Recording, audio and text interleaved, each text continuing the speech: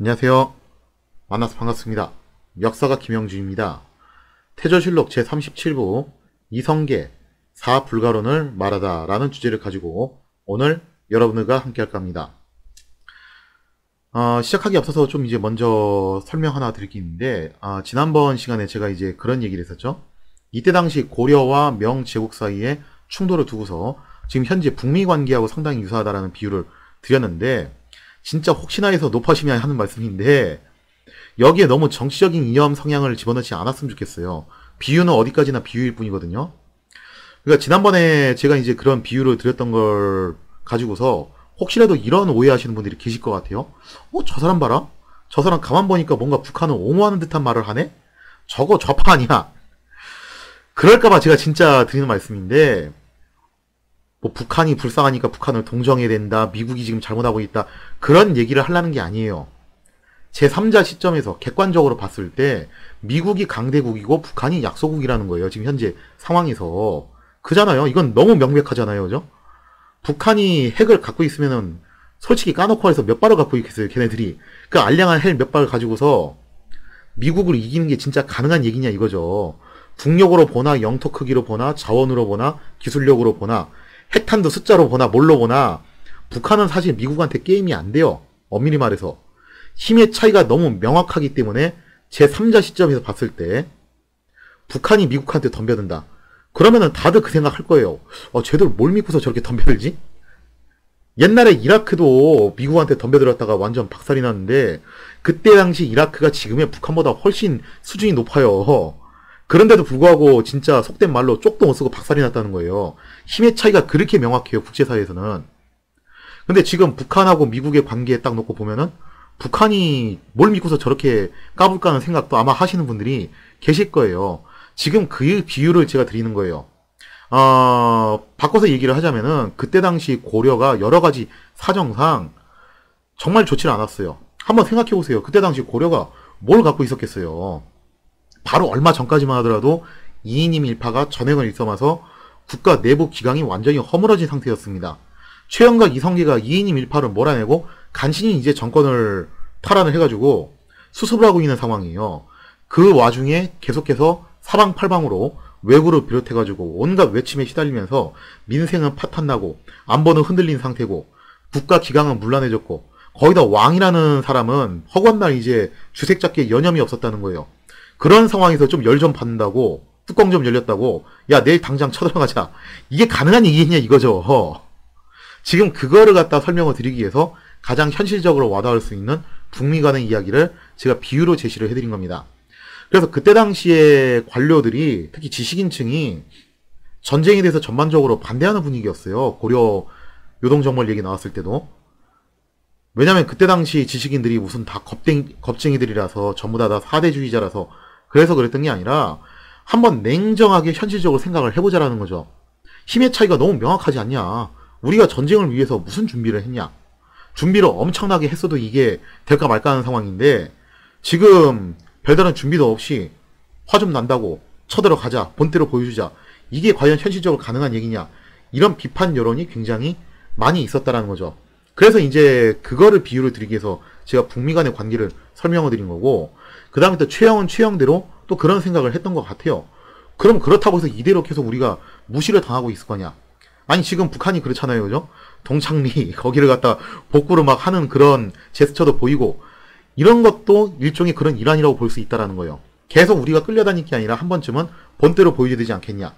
근데 그거는 이제 단순히 액션으로 취하려고 하는 정도가 아니라 최영은 실질적으로 하려고 했다라는 거죠. 그게 좀 이제 지금의 북한하고의 차이라고 좀 볼 수 있는 건데 아무튼 이런 것들을 조금 더 실감나게 여러분들한테 설명을 드리기 위해서 비유를 들어드리는 거지. 그러니까 민족 감정, 정치, 이념 이런 거 다 색깔론 버리고 제3자로서 철저하게 관찰자 입장에서 보자 이거죠. 그래서 제가 이제 이런 비유를 드린 거지 여기에 대해서 좀 과도하게 정치 이념적인 성향을 대입시키진 않았으면 좋겠어요. 자, 아무튼 이제 본래 이야기로 넘어와서 1388년 4월 무렵이 되면 고려 조정의 분위기는 정말 험악하게 흘러갑니다. 최영의 주도하에 개전론으로 계속 무르익어 간다는 거죠. 많은 관료들은 앞서 설명드린 대로 신흥 대국인 명과 전쟁을 한다는 것에 대해서 불안해했어요. 하지만 한번 결심이 선 최영은 정말 거침이 없었다는 거죠. 우왕 역시 이미 최영과 정치적인 입장을 함께하기로 한 이상 요동 정벌에 대해서 적극적인 지원을 아끼지 않게 됩니다. 한편 또 다른 권력의 축이었던 이성계. 그럼 이성계는 뭐하고 있었냐? 여기서 이제 이성계의 행보가 상당히 중요한데, 이성계는 사실 요동 정벌에 대해서 좀 여러모로 난감해하는 입장이었습니다. 왜냐? 일단 첫째, 전쟁이 나면요, 이때 당시 고려 군대는 이게 관군이 말이 좋아서 관군이지 사실상 사병체제였어요. 그러니까 이제 지난번에 제가 그 얘기했잖아요. 영웅방이 개인적으로 동원했던 사병이 기병 400기예요. 그리고 요즘으로 치자면은 뭐 이제 특수 기갑 여단을 개인적으로 보유했다고 볼 수 있는 건데, 이런 식으로 사병들이 상당히 이제 중요한 역할을 했기 때문에 역시 이 요동 정벌에 있어서도 사병들 구조가 문제가 될 수밖에 없습니다. 근데 현재 고려에서 가장 최강의 사병 집단을 갖고 있는 게 또 누구냐 이거죠. 이성계 아니에요, 그죠? 이성계가 이끌고 다니는 가별초 약 한 2000기가 가장 핵심인데, 이성계는 심지어 공민왕 시절에 요양성을 점령해본 경험이 있는 사람이에요. 그러면은 최강의 사병 집단을 보유하고 있을 뿐만 아니라 경험자였던 이성계가 선두에 서게 될 건 분명하다는 거죠. 이렇게 되면은 이기던 지던 이성계의 세력은 큰 타격을 받을 수밖에 없습니다. 왜냐면은 옛날에 기샤인 테무르처럼 끈 떨어진 신발 신세인 그런 애들하고 싸우는 게 아니에요. 신흥 대국인 명예 군대하고 싸워야 된다는 거죠. 그럼 명예 군대하고 싸울 때 이긴다는 보장도 없거니와 설사 이긴다 하더라도 쉽게 이기겠냐 이거죠. 그걸 갖다가 피해가 어느 정도 생길 수밖에 없다는 거예요. 그러면 설사 이긴다 하더라도 이성계의 사병들은 극심한 타격을 받을 수밖에 없고, 만약에 혹시라도 참패라도 당한다면은 그때는 사태가 걷잡을 수 없이 흘러간다는 거죠. 명이 역공을 해오면은 이거는 고려의 존망이 이제 걸리게 되는 거고, 설사 고려가 어찌어찌 막아냈다 하더라도 최전방 동북면 서북면 일대는 완전히 초토화가 될 확률이 높다라는 거죠. 그러면 이성계 자신의 세력 근거지인 동북면은 쑥대밭이 된다라는 거예요. 여러모로 따져봤을 때 요동 정벌은 실현 가능성도 낮았을 뿐만 아니라 이성계 자신에게 득이 될 것도 없었다라는 거죠. 자, 이윽고 결심이 선 이성계는 우왕에게 직접 전쟁 불가론을 건의하기로 결심을 합니다. 이성계는 우왕에게 요동 정벌이 불가하다는 것을 4가지 근거를 들어가지고 주장을 하니, 이른바 저 유명한 4불가론이 여기서 나오게 되었다는 거죠. 교과서에도 실려있는 그 4불가론, 다들 알고 계시는 4불가론. 자, 거기에 대한 구체적인 이야기를 한번 사료를 통해서 같이 살펴보도록 하겠습니다.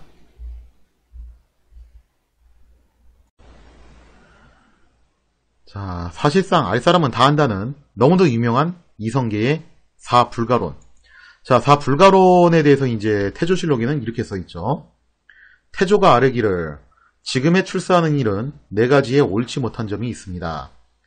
작은 나라로서 큰 나라에 거역하는 것이 1가지 옳지 못함이요. 여름철에 군사를 동원하는 것이 2가지 옳지 못함이요. 온 나라 군사를 동원하여 멀리 정벌하면 외적이 그 허술한 틈을 탈 것이니 3가지 옳지 못함이요. 지금 한창 장마철이므로 활은 악교가 풀어지고 많은 군사들은 역병을 앓을 것이니 4가지 옳지 못함입니다. 하니 우왕이 잠옷 옳게 여겼다라고 돼 있죠. 너무도 유명한 이야기이기 때문에 알 사람들 다 아는 이야기인데, 여기에 대한 좀 구체적인 설명이 필요해요. 이성계의 4불가론의 요지는 이러하죠. 먼저 작은 나라로서 큰 나라에 거역하면 옳지 못하다라는 건데, 사실 저도 어릴 적에 이 문구 보고서 굉장히 화가 났어요. 아니, 왜 우리가 작은 나라고 왜 명이 큰 나라냐? 작은 나라가 큰 나라를 거역하는 게 옳지 못하다니, 이거 이성계 완전 민족의 반역자 아니냐? 저도 사실은 이 구절 보고서 막 그런 이제 물분의 감정이 복받쳐 올랐던 시절이 있었거든요. 물론 좀 어릴 적 얘기긴 한데, 근데 이걸 가지고서 이제 현대인들은 사대주의에 찌든 망상이니 매국적인 발언이니 하면서 비난 일색이지만, 사실 이성계의 발언은요, 현대인들이 듣기에 좀 표현이 거칠었을 뿐이지 굉장히 냉엄한 국제 현실을 반영한 거예요. 그러니까 명제국이 객관적으로 봤을 때 인구, 물자, 영토 등 모든 면에서 고려를 압도해요. 이거는 진짜 어쩔 수 없는 현실이에요. 아니, 솔직히 까놓고 얘기해서 우리가 중국이랑 일본을 굉장히 무시하는 그런 발언을 많이 하는데, 그죠? 근데 엄밀하게 말해서 중국하고 일본이 우리한테 꿀리는 게 그렇게 별로 없는 나라들이에요. 일본이 경제력 우리보다 앞서 있는 나라가 맞는 거고 중국은 모든 국가 사이즈 면에서 우리보다 우위에 있다는 거죠. 그러니까 민족 감정적으로 봤을 때는 우리가 중국과 일본에 대해서 뭔가 그런 이제 라이벌 의식 혹은 이제 또 일종의 오랜 그런 숙적으로서의 적개심이라고 해야 되나요? 그런 반감들이 있기 때문에 굉장히 좀 경멸하는 그런 표현들도 많이 쓰곤 하지만 냉정하게 따지고 놓고 보면은 얘들이 사이즈가 훨씬 크기 때문에 특히 중국의 경우에는 아예 비교할 수 없을 정도 사이즈가 크기 때문에 모든 면에서 우리보다 우위에 있는 게 맞아요. 그거는 객관적인 사실입니다. 따라서 이성계의 말은 고려와 명 제국의 국력 차이가 너무 극심하기 때문에 아무런 준비 없이 갑작스럽게 하는 전쟁은 성공할 가능성이 낮다. 이 점을 지적했다라고 보는 게 좀 더 합리적인 해석이라고 볼 수 있겠죠. 그러면 혹자는 또 이런 말씀을 하시는 분들 계세요. 아니 그러면 알렉산더 대왕은 뭐냐? 칭기즈칸은 뭐냐? 얘들도 서국에서 시작해가지고 나중에 대국들을 정복했던 그런 정복자들 아니냐? 사람이 야망과 포부를 크게 가져야지 우리 고려가 그렇게 되지 말라는 법이 어디 있냐? 그런 이제 주장을 하시는 분들 계시는데 근데 그때 당시 마케도니아하고 몽골은 내부적인 통일을 달성해서 막 국군이 상승세를 타는 그런 시점이었고 상대 측이었던 페르시아나 금송 제국은 내부적으로 혼란이 극심한 저무는 해였어요. 그러니까 좀 비교가 좀 잘못되신 거예요. 그거는 좀 죄송하지만. 그럼 당시 고려가 그러면 마케도니아하고 몽골하고 비슷한 상황이었냐면은 아니죠. 좀 전에도 말씀드렸다시피 고려는 여러모로 내부 사정이 정말 안 좋았어요. 이인임 일파의 전횡으로 국정은 기강이 문란해졌고 이때 진짜 몽둥이 들고 그 노비들이 인견미 영웅방 노비들이 몽둥이 들고 막 그렇게 땅무서 뺐고 그거 아직 복구도 안 한 상태예요. 사실 솔직히 말해서 거기다 왜구들의 침탈로 전 국토가 신음을 하고 있었다는 거죠. 이제 겨우 황산전투 이후에 왜구의 침입이 소강 상태로 접어들고 있는 상황이에요. 근데 이것도 소강 상태였지 끝난 건 아니에요. 진짜 왜구들이 한참 쳐들어올 때는 뭐 이제 수도를 갖다 내륙으로 옮겨야 되니 어쩌야 되니 그런 말이 나올 정도로 왜구의 침략이 상당히 살벌했던 걸 생각해보면은 이런 점들을 생각해보면 당시 고려 상태가 썩 좋지는 않았다는 거죠. 그러니까 이제 막 왜구들의 침입이 소강 상태로 접어들고 있었고 이제 막 이인임 일파를 숙청해서 기강을 좀 바로 잡아보려고 하는 그런 시점이었는데 이때 무슨 대규모 원정 준비가 돼 있었겠냐 이거죠. 무엇보다도 제일 치명적인 게 이건데 고려의 최고 수반인 우왕이 제가 이제 예전에 설명드렸죠. 아주 멍청한 사람은 아니었다고요. 근데 그렇다고 해서 유능하다고까지 말하기도 힘든 게 술 먹고 여자 끼고 노는 거를 이때도 못 버려요. 사실은. 그러니까 연기는 아니었어요. 제가 볼 때는. 연기였다면 그 이후에 하지 말았어야죠. 근데 그 이후에도 계속 이런 행동을 하기는 해요. 그러니까 그거는 일탈로서 했던 행동이 맞고 문제는 그거를 본인이 고쳐야겠다는 인지는 한 것 같은데 쉽게 못 고치는 것 같아요. 그걸 갖다가. 그러면 우왕의 자질을 놓고 봤을 때 알렉산더하고 칭기즈칸하고 비벼볼 수 있는 상대가 되냐 이거죠. 그죠? 차라리 이성계가 왕이었으면 조금 얘기는 그나마 조금 달랐을 수 있겠다. 근데 아직 이성계는 왕도 아니에요. 미래의 이야기지만 나중에 이제 태평양 전쟁이 일어났을 때 일본에서도 사실은 전쟁을 반대했던 사람들이 있었습니다.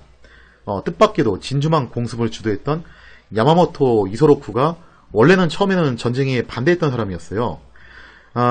당시 이제 야마모토 이소로쿠가 일본 총리였던 고노에 후미마루에게 이렇게 말을 했어요.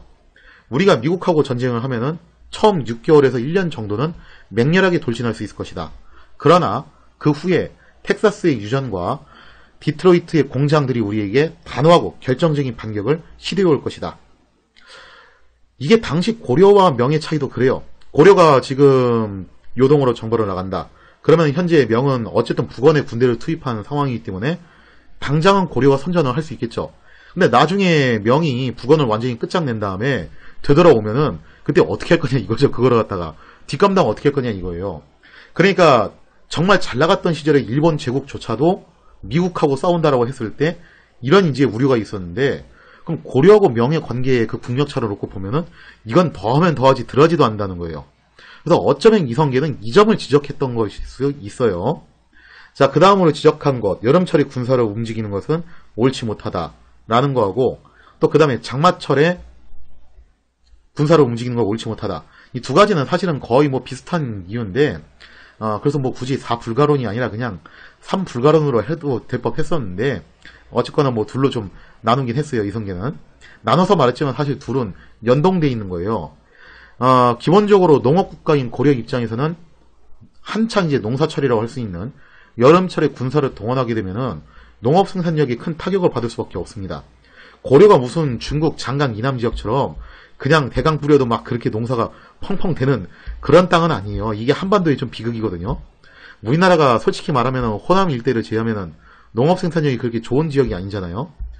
그러니까 우리나라가 일본이나 중국에 비해서 농업 생산력이 딸리는 나라예요. 그래서 이것 때문에 애로사항이 정말 많아요.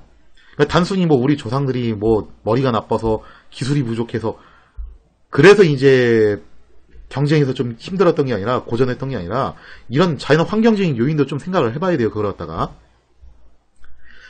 그래서 이제 농업 생산력이 큰 타격을 받을 수밖에 없는 데다가 장마가 닥치게 되면은 좀 있으면 장마철이잖아요. 그죠? 음력으로 4월이니까 사실상 양력으로 치면은 5월이 되고 실제로 전쟁 출진하면은 거의 6월 다 돼서 이제 출진을 할 건데 양력으로 쳤을 때 그러면 장마가 올 건데 장마가 오면은 아시다시피 습도가 높아지기 때문에 병장기가 들고 또 전염병 유행하게 되고 계속 이제 비가 쏟아지니까 도로 사정도 좋지 못하다는 거죠. 그래서 전쟁 시기로도 적합하지 않다라는 이야기를 해요. 자, 그 다음에 이제 마지막으로 지적한 게 왜구에 대한 침입인데 과거 황산 전투에서 승리한 이후에 왜구의 기세가 한풀 꺾인 건 맞아요. 하지만 여전히 왜구의 침입은 계속되고 있었습니다. 이거 끝난 거 아니었어요. 조선 초까지 계속 이어져요. 그래서 얼마 전까지만 해도 고려 전국이 왜구의 침략으로 몸살을 앓았고 심지어 내륙으로의 천도까지 논의했던 것을 생각해 볼 때 왜구의 침입에 대한 그런 우려도 결코 간과할 수 없는 부분이라고 할 수 있겠죠. 물론 이성계의 4불가론은 그 논리의 정연성으로 볼 때 이성계 스스로 생각해냈다라기보다는 제가 볼 때는 그랬다라기보다는 사실 뭐 학계에서도 다들 그렇게 얘기합니다. 당시 이성계와 손을 잡은 관료들의 의견이 반영된 거라고 볼 수 있습니다. 다시 거듭 말씀드리지만 이때 생각이 있는 지식인들은 다 반대했어요. 이거는 계란으로 바위치기다 완전히. 이거 했다가 진짜 더 큰일 날 수가 있다. 그러니까 이걸 막아야 되는데 그래서 지난번에 설명드렸잖아요. 이자송이라는 사람이 이거 한번 얘기했다가 최영한테 맞아 죽었죠. 그죠? 그러니까 관료들이 더 이상 말을 못하는 거예요. 입에 지퍼가 채워진 거죠. 그러니까 관료들이 여기서 썼던 방법이 뭐냐면은 우리가 최영한테 말하는 게 안 될 것 같으면은 또 다른 권력축 그래도 말이 좀 통하는 이성계를 통해서 한번 좀 어필을 해보자는 거죠. 그래서 이제 이성계가 이런 관료들의 의견을 반영을 한 거죠. 왜냐? 서로 이제 이해관계가 일치한 거예요. 이성계는 개인적으로 봤을 때 이 전쟁을 하면은 자기한테 막심한 손해가 돌아올 게 뻔했고, 그 다음에 정도전을 위시로 한 관료들은 승산 없는 전쟁을 함으로써 파멸을 맞이하는 것보다 차라리 이거 어떻게 외교적으로 풀어보는 게 맞지 않겠냐. 그러니까 이거를 이성계에게 얘기를 함으로써 여러모로 이해관계가 일치하게 돼서 이성계가 대표가 돼서 이 4불가론을 얘기를 한 거죠. 자, 이처럼 이성계의 논리 정연한 4불가론이 제시가 됐을 때 과연 우왕은 어떤 반응을 보였는가? 거기에 대한 이야기는 사례를 통해서 같이 살펴보도록 하겠습니다.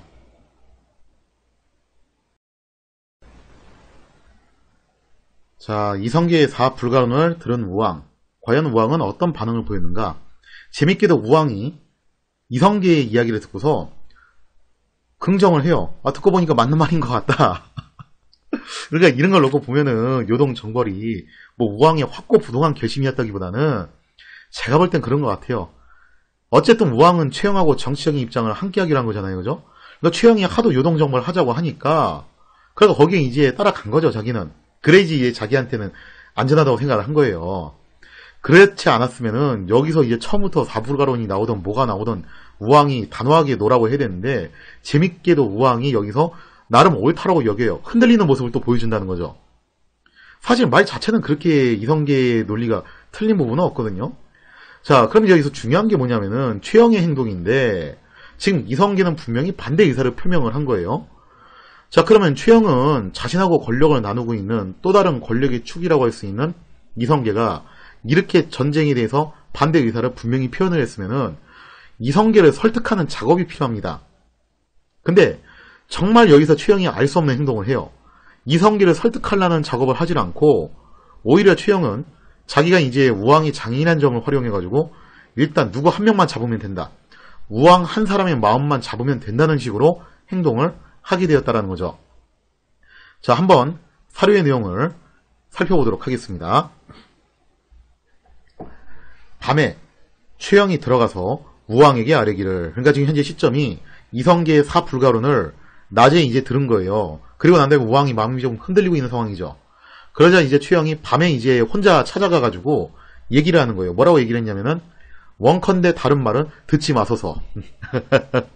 짧고 굵게 한마디 하고 나오는 거죠. 다 필요 없고 제가 시킨 대로만 하십시오. 쉽게 말하면 이런 뜻이에요. 자, 그랬더니 바로 그 다음날 우왕이 또다시 우디르급의 태세 변환을 보여줍니다. 이튿날 우왕이 태조에게 말하기를, 뭐라고 얘기를 하냐, 이미 군사를 일으켰으니 중지할 수 없소 하니. 그러니까 이성계가 그렇게 논리정연하게 얘기할 때는 흔들리더니 또 최영이 가가지고 한마디 세게 하니까 다시 또 이제 마음이 바뀌었다는 거예요.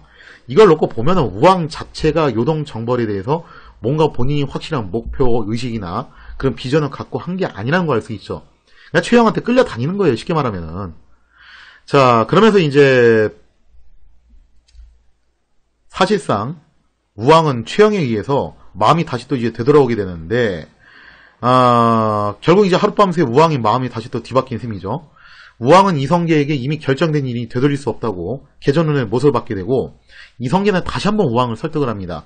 뭐라고 설득을 하냐, 이렇게 얘기를 해요.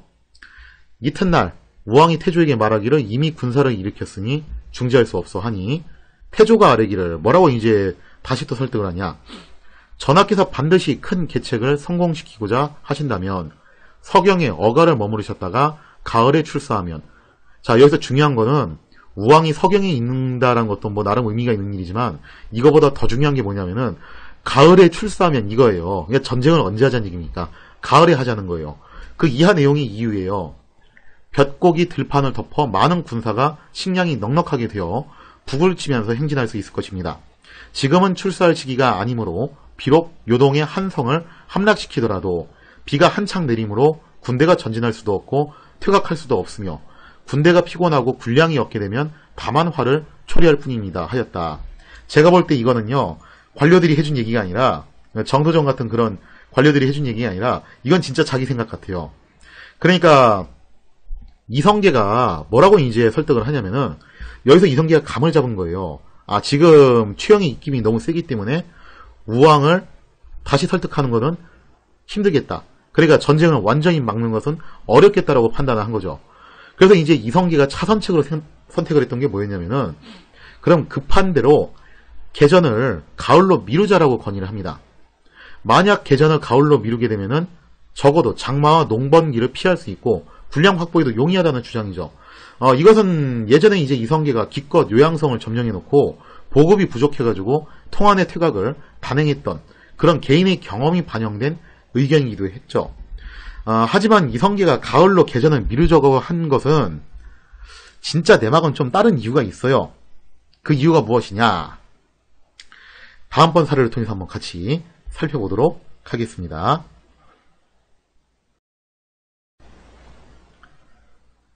자, 이성계가 개전을 가을로 미루자고 주장한 실질적인 이유가 뭐였냐?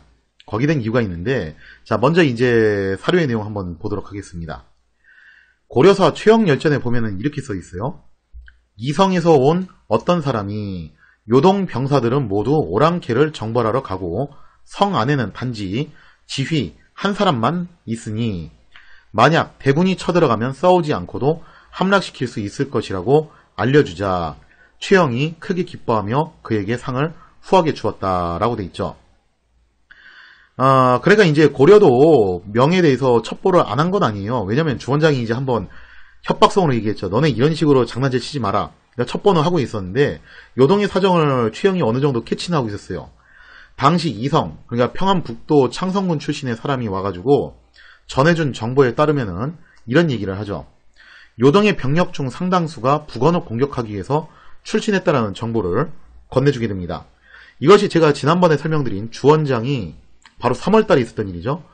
남옥에게 15만 대군을 쳐가지고 북원의 숨통을 끊기 위해서 벌인 바로 그 원정을 얘기하는 거예요. 그래서 이 정보를 입수한 최영은 지금 공격해 들어가면은 요동은 빈 땅 아니냐, 그러니까 우리가 손쉽게 정복할 수 있을 것이다 하면서 굉장히 들뜨게 되었다라는 거죠. 근데 이게 조금 문제가 있는 게 뭐냐면요. 당시 요동이 완전 무주 공사는 아니었어요. 절대 빈땅은 아니었고 요동에는 엄연히 명제국의 수비대가 남한은 있었습니다. 그러니까 당시 명이 동원할 수 있는 병력은 수십만 대군이에요. 15만이 국가 전체 병력도 아니에요. 사실 따지고 보면은. 그러니까 일부 병력을 보내서 북원을 멸망시키려고 간 거고 요동에 있는 그 지역을 다 비운 게 아니에요. 그래도 요동에는 엄연히 명제국의 수비대가 있었고 이들은 심지어 나하추의 파상 공세를 견뎌낼 정도로 철벽 수비를 자랑하는 그런 요새들이었다는 거죠. 또 이번 북원 원정은 서로 대등한 전쟁이 아니었습니다. 제가 지난번에도 설명드렸다시피 사실상 명제국이 일방적으로 북원을 유린한 싸움이었어요. 그러니까 조만간에 전쟁 끝내고서 북원 완전히 그냥 셔터 내리고 이 15만 대군은 다시 요동으로 돌아오게 된다는 거죠. 자, 그래서 이렇게 놓고 봤을 때 요동이 무주공산이다. 그거는 일시적으로 그렇게 보이는 거지 엄밀하게 말하면 여기 무주공산이라고 말하기는 어려운 그런 상황이었다는 거죠. 그래서 이성계는 어쩌면 이 점에 또 착안을 뒀는지도 몰라요. 그러니까 장마라는 것을 이유로 가을 추수기까지만 시간을 끈다면은 아마 이성계가 생각했겠죠. 지금 현재 북원의 상태로 봐서는 이거는 도저히 감당을 못한다. 그러니까 마치 베를린 입성 당하기 직전에 독일 제3제국하고 수준이 지금 현재 상황이 똑같다라는 거예요. 이건 뭐 망하는 게 거의 시간 문제인데 그러면은 가을 추수기까지만 시간을 끈다면은 북원 원정이 갔던 남옥의 원정대가 그 15만 대군이 다시 돌아오게 될 거고 그렇게 되면 최영도 더 이상 요동 정보를 고집할 수 없지 않을까. 아마 이런 생각을 했던 것 같아요. 자, 그래서 이성계는 가을적 공격이 더 적합한 시기라며 나름 이제 군사적 식견을 더해가지고 타협안을 제시를 하게 됩니다. 사실상 이제 최대한 시간을 끌어볼 목적이었던 거죠. 하지만 이미 최영에게 마음이 기운 우왕은 굉장히 반응이 단호해요. 그래서 우왕이 심지어 어떤 얘기까지 하냐면은 협박성 발언까지 해요. 너는 얼마 전에 이자송이 요동정벌 반대했다가 맞아준 거 모르냐 하면서 이성계에게 은근히 협박성 발언까지 했다라는 거죠. 자, 결국 이성계는 타협안마저 거절을 당하자 체념하면서 물러나오게 됩니다. 자, 관련된 사료의 내용 한번 보면 이렇습니다.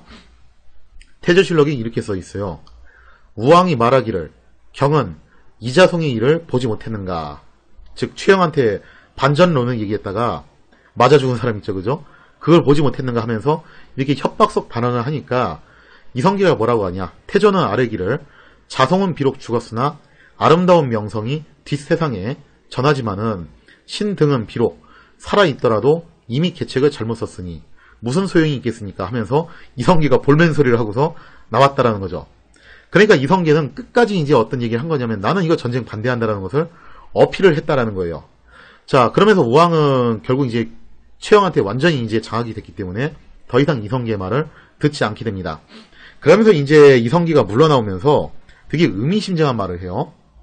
자, 그 이하 내용을 보면은 태조가 물러나와 울고 있는데 휘하의 군사가 말하기를 공은 어찌 이다지도 슬퍼하십니까 하니 태조는 말하기를 백성의 재화는 이로부터 시작되었다 하였다. 자, 그러면서 이제 이성계는 이렇게 백성들의 화가 여기서부터 시작되었다라는 의미심장한 말을 남겼다고 실록은 기록하고 있습니다.